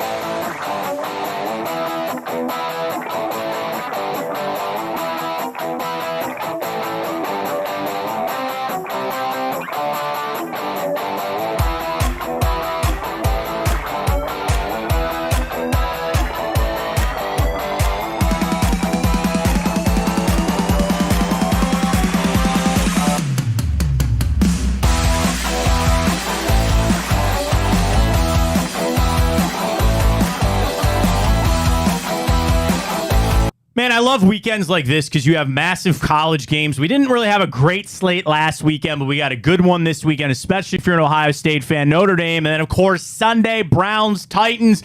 We made our picks for the NFL. We got to get a little more insight on some of those picks and, of course, some Ohio State and Notre Dame selections as well. To do that, we bring in Sonny Gupta of Tipico, Sportsbook Manager. Use that code BIGPLAY150. Get those bonus bets, including a $30 dog pound bet for the future. Again, Big Play 150 at Tipico. Sonny, we were going over our picks last week. I was a modest 6-6 on the NFL slate. Ryan a little 7-5. So we're still in the green here. We're still allowed to play this week on Tipico.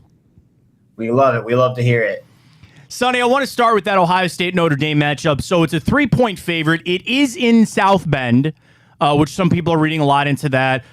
Two undefeated teams. I think I saw it was one of a couple of matchups of undefeated teams this weekend. Ohio State has only covered in one of their games thus far. It was last week against Western Kentucky, where the Notre Dame Fighting Irish are 3-1 against the spread this year. They're the dog. I'd love to hear your thoughts on it. I'm leaning Ohio State. I lean Ohio State. I've seen some of the things out there, somewhere around 60-40 as far as the percentage chance that Ohio State might get that win. I think the 3 is manageable. I like that spread a lot. What do you see in this Ohio State-Notre Dame matchup, and where are you leaning with your spread? You were on Ohio State last week, right? I was. That was one of my locks, and they got it done. Hopefully they're turning the corner a little here for us. Yeah, okay, look. I think what we've seen this year is that the best teams are not covering, right? Ohio State finally covered last week. Michigan has yet to cover. Georgia has yet to cover. This one's interesting. So it started at Ohio State. When we opened it, it started at -8. Obviously, it's come down a little bit. Notre Dame's looked good. Ohio State has not looked as great. Right here, you gotta lean Ohio State. Notre Dame hasn't really played anybody. Neither has Ohio State. But I think you have to trust that Marvin Harrison Jr. gets it done. That the team Ohio State gets it done. I think Ohio State is one of those sleeping dogs right now. Obviously, as a Michigan fan, I'm rooting for Big Ten to be good until my team plays them. But I think this is a great spot for Ohio State. Only laying 3 points is awesome. I think you want to eat it up here. Even until yesterday, it was 3.5. Now you're getting it at 3. So Ohio State to cover. I like the under at 55.5, where Kyle McCord looked better, but this will also be the best defense he has played. And I think Ohio State's defense, I was critical of them last week, and people got upset with me, like, oh, they're still playing well. I'm like, it's Western Kentucky. I like the under. I know Hartman is on fire right now for Notre Dame, but 55 seems like a lot. I like the under there. What do you think? I wouldn't be surprised if Notre Dame tries to slow the clock down a lot and run the ball down their throat. So the under is a very interesting play here. I'm just not a huge fan in general of betting the under. It's just not as fun of a game. And look, dude, Ohio State, 7:30 on a Saturday. You don't really want to root for no points, but yeah, that's a very interesting play. And more of our money actually is on the under than the over. So I wouldn't be surprised if the under wins out here. There we go. Any other bets that you're looking at this weekend for college football? We have some big matchups. People were kind of shocked about Ole Miss, Alabama. You'd never thought that matchup be a 13-15 game there. A couple other top 25 games. You mentioned Michigan. They're in action against Rutgers. There's a massive line there. Florida State, Clemson. So some of the top teams should have easy wins here, but of course, that's where the spread makes things interesting. Any other college games across the slate? Georgia, UAB at 7:30. Anything you're really looking at that you like? Since week 2, the most action we've seen on a Saturday has been on a Colorado game, right? Like every single week, Colorado is the primetime game. And yet again, we're seeing the most action on the Colorado-Oregon game. So that one calls out to me. Obviously, it's very interesting that Oregon's laying 21 points right now. It was 21.5 yesterday. Now it's gone down to 21. That's the one that speaks to me. I'm going to be betting Colorado again. I know last week they couldn't cover. Obviously, they overhit by a mile because of overtime, but that's the 21 points is way too many points to me. 70 is also a very interesting over-under. I'm going to be betting the under. I know I just contradicted myself with what I just said last 70 time. 70 is a lot of points. 70 is so many points. I really do think that Colorado can at least cover. And hey, they might make it an interesting game, so they might win outright. But I'm gonna bet Colorado plus 21. I refuse to bet against Prime, so we're gonna see what happens here. Sonny Gupta from Tipico, Sportsbook Manager, joining us. Use that code BIGPLAY150. Get signed up for those bonus bets. Get the wagers in for this weekend. So we like Ohio State to get that done. Like Colorado, like the under there as well. To the pro slated things, it's a 3-point game for this weekend, Sonny, for the Cleveland Browns. They welcome the Tennessee Titans. And I feel like a lot of people are picking the Titans plus the 3.5. That seems to be the darling dog pick of the weekend. And a lot of it really does come back to if Deshaun Watson gets back to form, can the Titans kind of continue to run Derrick Henry? What can the Browns defense do? I love the under in this game. The spread is something that gives me a little pause for concern, though. What do you see the Browns Titans? You love the under. So 39.5 is an interesting line. Obviously one of the lower over-unders of the week.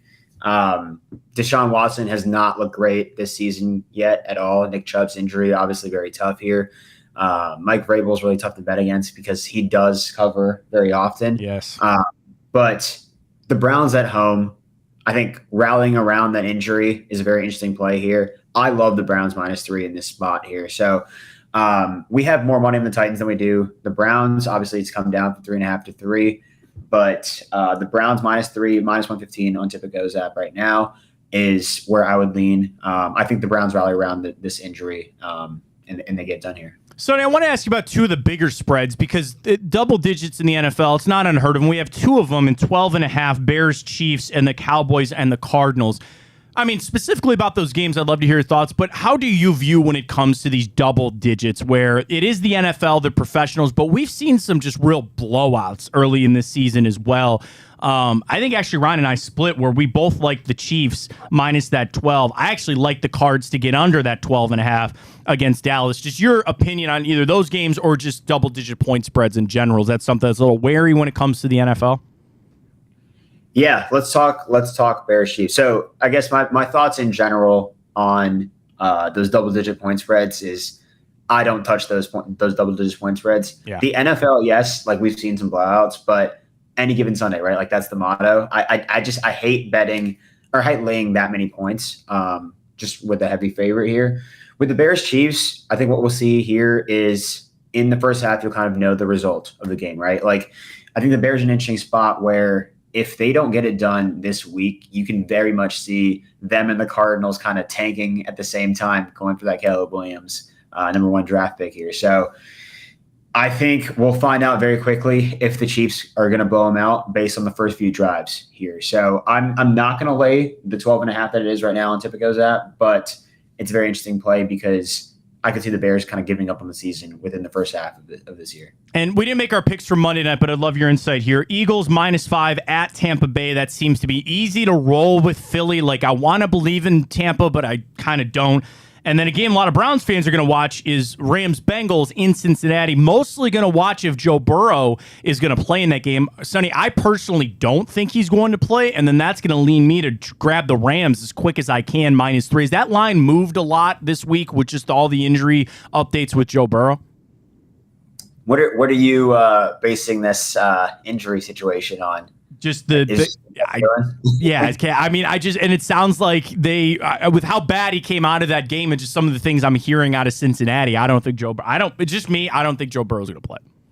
Yeah. So that total is something I've been watching. So I jumped on the under, actually on Sunday night because I also thought Joe Burrow was not going to play. It was at 42.5. Now it's at 44. So that's the opposite of what you call closing line value. I got a bad line. But no, the gambling line seems to reflect that he is going to play right now. Okay. And that total going up. So unless we hear anything different from Schefter or anything else, I would assume that he's playing. The -3 also reflects that he's going to play. Obviously, the Bengals have not looked good this season, but the gambling indication is that he is going to play right now. You think it'd be 3, even like with Burrow? Because I thought it might have got up to even 4.5 or 5 if Burrow was playing. Do you think the injury factors into that, or do you think the 3 at home for Burrow taking on the Rams, like that 3 is where you think it should be? I think it should be right there. Like what have we? You can only base it off of this year's results, and the Rams have looked good, and the Bengals have not. Right, so I think that's all you can do, and I don't think that he's going to be 100% healthy when he plays, but you have to base it off of this year's results, and there's nothing to show that the Bengals are what they were last year. I love it. Sonny Gupta, Tipico Sportsbook Manager. As always, every Friday, we appreciate the time, man. We'll get the bets in. I got to get above 500. We'll do that this weekend with some of the ones. I love Ohio State, and I'm riding the Browns with you. Sonny, I appreciate it. Have a good weekend, man. You too. Have a good one. There you go. Sonny Gupta from Tipico. Use that code BigPlay150 to get in there, get your free bets, and make the same wagers that we did right here on the show. When we come back, we'll dive into Time Hop. I got a good TV show there for you, Ryan, coming up, so we'll get to that. Head back in history. We'll update our Twitter question as well. Do you believe Sunday is a must-win game for the Cleveland Browns? We'll jump into all that right here. Matt Fontana Show on Big Play.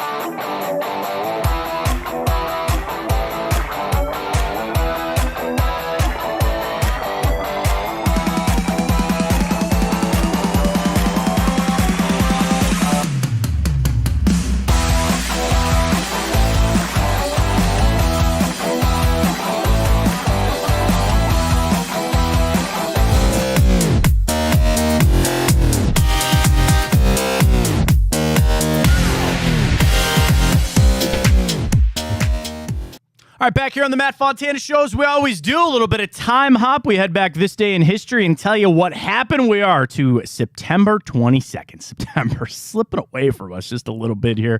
It is 10:30 right here on the Matt Fontana Show. Welcome back, Big Play Radio, Big Play Network. Of course, check us out on the iHeart app. You can check Chico out coming up at noon, and so get you ready for the weekend as well. Big college slate, big pro slate, and all of it right here. Chico 12 to 2. We're on 9 to 11 each and every day. We head back in time up, including 4 years ago today, Ryan. Sunday Night Football, the Browns fall to the Rams, 20-13. It was, I believe, Sunday Night Football. It was. Goff threw 2 touchdowns, outdueled Baker Mayfield, and the Browns fall 20-13. The Rams improve to 3-0, and of course, we would know where they're going. This day, 2018, here's a little trivia question for you on the morning. The Indians at the time became the first Major League Baseball team in history to have 4 pitchers record 200 strikeouts in a season. 2018. Can you name the 4 pitchers? For the Cleveland baseball team, This day, 2018, first team in history to have 4 guys with 200 strikeouts. Okay. And before, I don't want anybody in the comments to judge me because baseball and my knowledge is not advanced. But, okay. Corey Kluber? Correct. Carlos Carrasco? Correct.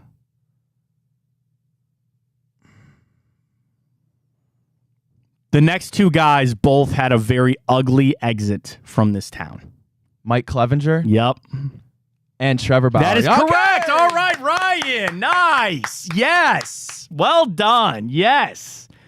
Corey Kluber, Trevor Bauer, Mike Clevenger, and Carlos Carrasco. Walk it off on that for a Friday. There you go. First team in history to have 4 pitchers with 200 strikeouts. I get weird with when people pass away. If you listen to the show that I used to do, pretty famously, Billy Mays and all that stuff. Anyway, I'll tell that story one day.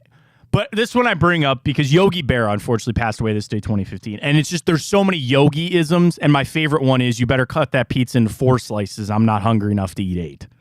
It's one of my favorite things that always stuck with Yogi Berra. It's got all the Yogi-isms that you could have. He passed away this day, 2015. This day, 2013, a victory for the Cleveland Browns. They beat the Minnesota Vikings 31-17. This day, 2013. I'm pulling up the box score here for it. Because with that win, the Browns got their first win of the season. Brian Hoyer threw for 321 yards, 3 touchdowns, and 3 interceptions. I'll give you $1,000 if you guess the quarterback that he beat that day for the Minnesota Vikings. Can you repeat that for me real quick? The guy that he beat in 2013 is the starting quarterback for the Minnesota Vikings. Former first-round pick, by the way. So the quarterback. So I'm naming the quarterback for the Vikings. Yes. Right? 2013. Wow. Is it Ryan Mallett? Christian Ponder. Wow. Oh, Christian Ponder. Remember him? That was that year that everybody just ran up and got a quarterback and they all sucked. The Browns' leading rusher was some guy named Josh Aubrey, who had 1 carry for 34 yards. But Hoyer threw 3 touchdowns in that game to get a win for the Browns this day, 2013. This day, 2007, very infamously, I'm a man. I'm 40. Mike Gundy's rant. He had the newspaper. He was complaining about something that somebody wrote about one of his players. And come after me. I'm 40. Yes, Mike Gundy's infamous speech this day, 2007. A lot of TV shows for you coming up, but in a second. This day, 1969, Willie Mays hit his 600th home run, of course, on the way to become the true hit king. I don't know how you want to view all of that. This day, 1862, Abraham Lincoln issued the Emancipation Proclamation, which set a freedom date for more than 3 million enslaved people. This day, 1692, the end of the Salem witch trials with the final executions. It was probably a weird time to be alive. I can only imagine. Very happy birthday goes out to Big Play Gary Barnage, Ronaldo, the Brazilian, not Cristiano Ronaldo, and David Coverdale, Whitesnake lead singer. Now, Ryan, I left a lot of time because we have 1, 2, 3, 4 television shows and 1 movie for you today. Well, I went 4-0 with the Guards pitcher, so all right. I can do it. We will go in chronological order, starting with our only film. This day, 1994. A poster of Raquel Welch was a very big part of this film. A poster of Raquel Welch was a very big part of this film. I'd be lying if I said I knew who that was. Okay. She's an actress. Trying to think. 94. I would try to do the voice. I'm not going to do it justice, but my friend Andy Dufresne. Nothing? Oh. Andy Dufresne. That's is that Shawshank? That is Shawshank Redemption. Yeah. Well done, yes. So he had the poster of Raquel Welch, and then he threw the pebble through it. That's what he was doing to hide the hole. Okay. When he went out. Red, when he goes, I'd imagine it took a man about 25 years to tunnel out, and Andy did it. One of the best prison movies of all time. It was funny because we just brought up Shawshank the other day with Stephen King. But it's up there. Escape from Alcatraz is still one of my favorites, too. The Rock is very good. I get it. But Shawshank Redemption, and you just said because it's the highest rated movie on IMDb. Yep, all time. Shawshank Redemption, this day, 1994. All right, now we're into all TV shows on the rest of the way out. This day, 1994. I wish I could play the theme for you, but I can't. A group of 6 people who live in New York City. Sex in the City? No, good guess. A group of 6 people. Six people who live in New York City. Oh, Friends? Friends is correct. Yes, I would play the theme. I can't play the theme. Everybody knows the theme, but Friends. This day, 1994. All right, this is a double because this day, 1989, it was the debut of TGIF. What a time to be alive.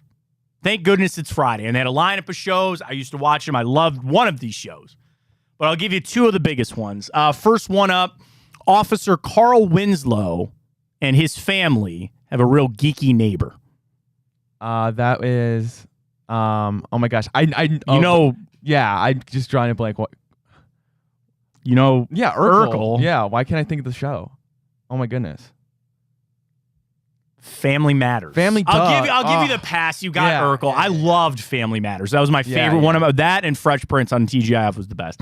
All right, I'll give that one to you. Also debuting this day, 1989 on TGIF. Or not, this wasn't on TGIF because the TGIF lineup was Family Matters.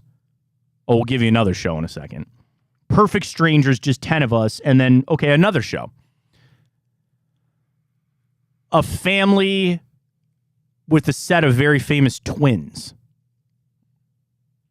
Full House. Full House is correct, yes. So Full House, Family Matters, Perfect Strangers, and 10 of us were all on TGIF. Now, here's the thing. Full House actually premiered in 1987, but then they moved it into TGIF. I'm not a true millennial nor 90s kid in the fact of I don't like Full House. I don't really like it. It never really resonated with me. Not really my cup of tea. I didn't watch the remakes. It's definitely nowhere near on the same level of, like you said, Fresh Prince and, yeah. Final one, this day, 1989. The Hoff saves people from drowning. Baywatch? Baywatch is correct. Well done, Ryan. I'll give you an assist on the 4 for 4 today. Let's go. Friends, Shawshank Redemption, Family Matters, Baywatch, and Full House. I think that's 5, actually. That's 5 for you here on a Friday. Perfect with Time Hop. All right, let's catch our final break of the year, or the morning, excuse me. We'll get ready. Sunday, Browns-Titans. We'll get our final Twitter question in. We'll get our final update on the votes and get you ready for a big weekend of football. Stay with us. Fontana, Big Play, iHeart streaming there, YouTube, social media. Check us all out. Wrap things up next.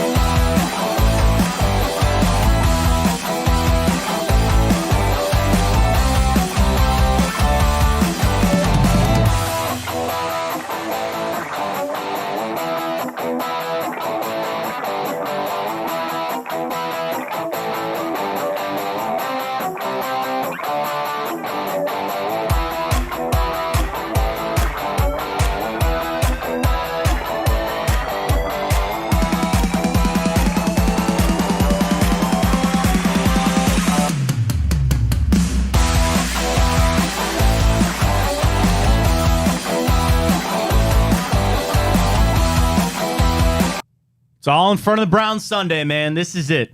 Our Twitter question this morning. Welcome back. Matt Fontana Show here on Big Play. Do you believe that this is a must-win game for the Cleveland Browns on Sunday against the Titans? I've said yes. Ryan has said yes. We had Jack Duffin on earlier. If you missed that, go back, check it out. He said yes. 90-10. People are saying yeah. I didn't want to create this pressure. I didn't want to be in this situation, but Ryan, we are now in this situation. And it's more about what the Browns show. Yes, to a point, but also you are at home against a team that you should beat. Regardless of not having Nick Chubb, you have the better defense, you have the better quarterback, you can stop it right there. That's it. You want to make some intangible things about the wide receivers, or you want to talk offensive line. They have the better offensive line, certainly. They have the better running back, fine. Head coaching, yeah, I get all of it. But man, this is it. This is all of it for the Browns right now. And there's a lot of pressure on Kevin Stefanski, too, Ryan, on this game. He is facing a better coach in Mike Vrabel. And he's not calling plays necessarily like Stefanski is, but this is everything, just to calm it. And I think what so many people are getting riled up about this week, because I hate seeing this crap play out the way that it does, where there are so many people that we start turning on each other. Browns fans start getting upset with the media. They start getting upset with each other. And it's all because there are questions surrounding this team. We just want these questions answered.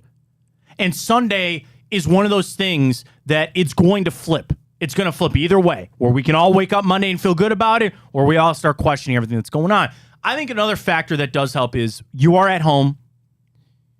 If you got to play the small, slow game, even without Nick Chubb, they're going to run the ball.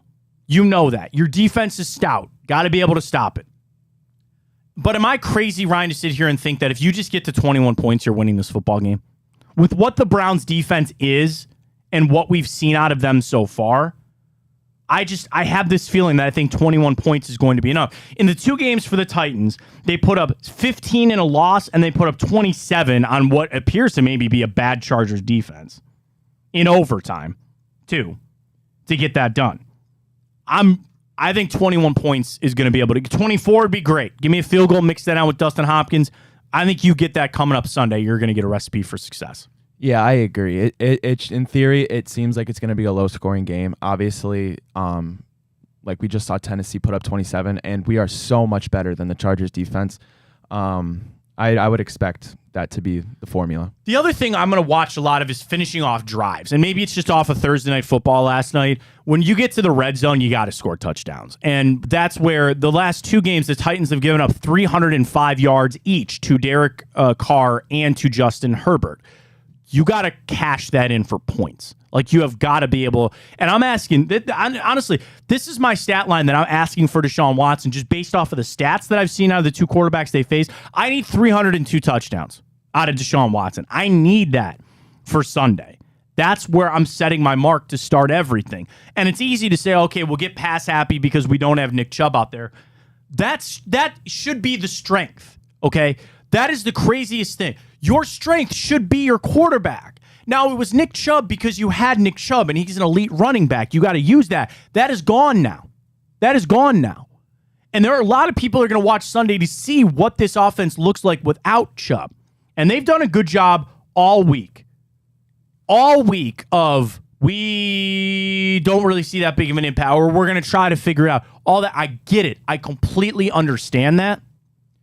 But Ryan, Sunday's our first chance to see that. And it's a defense that is bottom of the league when it comes to pass defense. You should be able to take advantage. This should be a perfect game just to throw it out there and be like, you know what? Let's see what Deshaun Watson's got. And let him throw it 30 odds, 40 odds sometimes if needed. You're going to have it with Deshaun Watson. You're going to have to find a way to get a win. There's a lot of pressure on that. Where we go from there, we'll see. I feel confident that the Browns will be able to get it done. I like a minus that 3. I like the under for Sunday's game a lot. I feel like Tennessee's just going to be able to try to run the football the best they can and try to eke it out. But Sunday will come down to the mental side of the Browns as well. Because I need them to come out with a fast start, too. I need them to come out and get back into the flow of the game. And they can't let this slip away. Like, this truly seems like a game that'll teeter, that'll really kind of send them in one way. Can't let that slip away. Ohio State, same thing. Every single week seems to be a national championship. You lose, you're out. We know what that can be. I think the biggest challenge can be that they're on the road.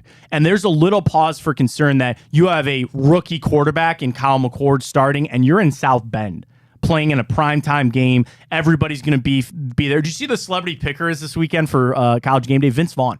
Oh, I love Vince Vaughn. Yeah, you're not a State fan, I think. No, maybe he's a Notre Dame fan. I don't know. I'm assuming he's right there. But I love Vince Vaughn. What's your favorite Vince Vaughn movie? Oh gosh, Wedding Crashers is the answer for me. Yeah, Wedding Crashers is so good. I like Four Christmases. My wife likes that movie. I'm not really on board with it. That's fine. Or the one where him and all his friends go on Old School. Yes, Old School is great. I like Old School a lot. That's up there. But Wedding Crashers, I think, is untouched, especially for his character, the best. So he's your celebrity picker for Saturday for Notre Dame, Ohio State. That's another one, too, that Ohio State, for the first time, will have the quarterback deficit. And that's crazy because I know people are bringing up that Western Kentucky kid. Oh, he led the league, or, led FBS and this and that kind of stuff. Sam Hartman's a better quarterback. Oh, yeah. Better quarterback. Now, you start talking about skill position players. You start talking about where Ohio State can get the win. Defensively is another position or another spot that I need to saw. I was critical of their defense last week, and people got so offended. Oh, my. It's Western Kentucky. I'm gonna hold Ohio State's defense to a higher standard than that. And there were some things I didn't like. I frankly think they're void of talent there. I think they have some good players, not great. Yeah, and I mean Notre Dame, I think that they definitely got the edge on the quarterback, and their offensive line is one of the best in the country. So it's going to be a ground game. They're just going to try and, like Sonny said, run it down their throats. But Ohio State definitely gets a nod in a lot of the skill positions there. But yeah, I'd say Notre Dame definitely better quarterback, better O-line. Yeah, I completely agree with you. It's going to be fun. Like, I love it of being able to sit down. We got a big game Saturday night. We got Browns on Sunday. It's going to be a weekend full of a lot of football, which is great. Get to the Tipico Sportsbook app, download that, use the code BigPlay150 to get all your credits in, and we'll see. Are you nervous for Sunday, Ryan? Is there a confidence level? Are you nervous? Are you worried about the Browns? I mean, yeah, I would say it's kind of impossible at this point to not have a slight worry creep in, but I was just sitting here when you were talking about the Titans, and I was just getting Vietnam flashbacks of Freddie Kitchens' era when the PTSD. Titans just came in and throttled us. Yeah, the Titans they seem to be a team that always just creeps back up. Because then the other one was, remember the game that we were on the road and the Browns set the record for the largest road comeback in NFL history with Hoyer, I think Josh Gordon or Travis Benjamin or something. Remember that game? That was in Tennessee. But the Titans and the Browns always seem to have this like weird, like, again, it's like they just always seem to come up against one another somehow, some way. It's always kind of weird. And the Titans are a solid team. I think that's the other thing about when we look at this team, there's enough to be taken away where if we think that they're a good, if you beat the hell out of the Texans, I hope beat the hell out of the Titans. You beat the hell out of the Texans, you're not feeling real good about it. Titans, I think, are a good enough team that you can feel good about a win, but it's also, you got to be on your P's and Q's. You got to be on your marks. You got to be going. And if I hear Deshaun Watson trying to say, like, we're still getting things figured out, get it figured out. I'm sorry. I get it figured out. Like, it needs to, and Deshaun Watson needs to play to a level. When we had Jack Duffin on, he mentioned this. I completely agree with what Jack had to say. I really look at it as the rust factor has got to be something that I push to the side. That's got to be something that gets figured out. That has to be something that I look at and I say, you're enough games into the season. You are at a point where I need to see you be crisp and sharp on everything that you do. These receivers are brand new. These are things that you shouldn't be having a problem. Okay, you're 2 games in the season. You want to look at it from that same. Sean Watson was in this offense all offseason. And frankly, Ryan, I'm sick of hearing it. I am sick of hearing the rust thing because that's all I got shoved down my throat about it. And that's not that's not something that really when is that going to end? When is that something that's going to not be the excuse? It's the excuse. It's the ultimate excuse, and I'm sick of hearing it. And there is a point where no matter what, at this right now, going into the 3rd game of the season, if you want to keep using that, I guess you have some ground to stand on. But that ground is slowly starting to fall away by the day. Because what am I going to do? Stand here in the 7th or 8th game of the season going, he's still a little rusty. No. And I'll tell you what. I will make the proclamation right here. This is the last game that's acceptable. This is the last game that I will accept the Deshaun Watson rust factor. Some people have already jettisoned that away. I'm with you. But to hear him kind of mention it, this is the last one. This is truly the last game when it comes to that. I hope it gets it done. I hope that there's a world that this all gets figured out. And Sunday's a good game for that. You should be able to throw. Weather looks like it's going to be just fine in Peachy. We've had some beautiful weather lately. There are no excuses. And I just hope for everybody's sanity that they get a nice 28-14 win. We beat them 24-10, something like that, just to ease everything on out. But I'm going to be watching. Keys for Sunday coming up right now. Number 1, what will the run game look like? Are they going to be able to establish that with Jerome Ford? And specifically when it comes to the run game, a little more of the outside type of zone things. A little more to, are they getting to the edge with Jerome Ford? His number 1 trait is speed. His number 1 trait is something that he can get to the edge a little bit quicker than Nick Chubb. So I'm going to be watching that very much. Number 2 really is number 1, but it's Deshaun Watson. Accuracy on his passes. You had we brought the graphic up earlier on. 55% completion percentage is not going to get it done in any sense of any game ever in the NFL. You need to have that up if you want to go again to figuring out the receivers, even just the catchable passes, which we had that alarming stat earlier in the week from Jake Trotter. Over a quarter of Deshaun Watson's passes as soon as they leave his hands are uncatchable. That needs to change. Getting on the same page. Kevin Stefanski's play calling. Offensively, should be able to dominate, should be able to push around. Defensively, this will be your toughest test of Derrick Henry. On the ground, anyway. Not through the air. Joe Burrow should have been that, but the weather kind of helped nix that a little bit. You got to stop Derrick Henry, and I do think that that's something with the Titans. When you slow him down, go ahead.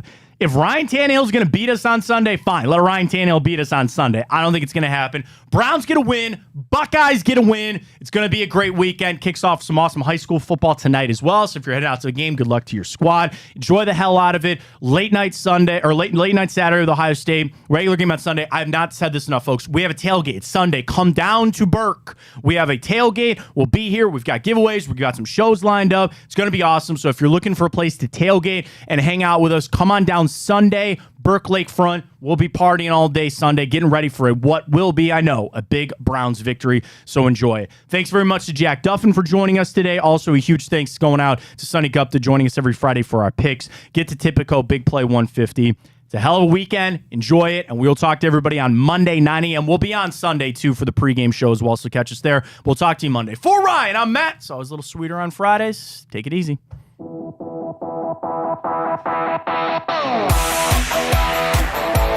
Oh,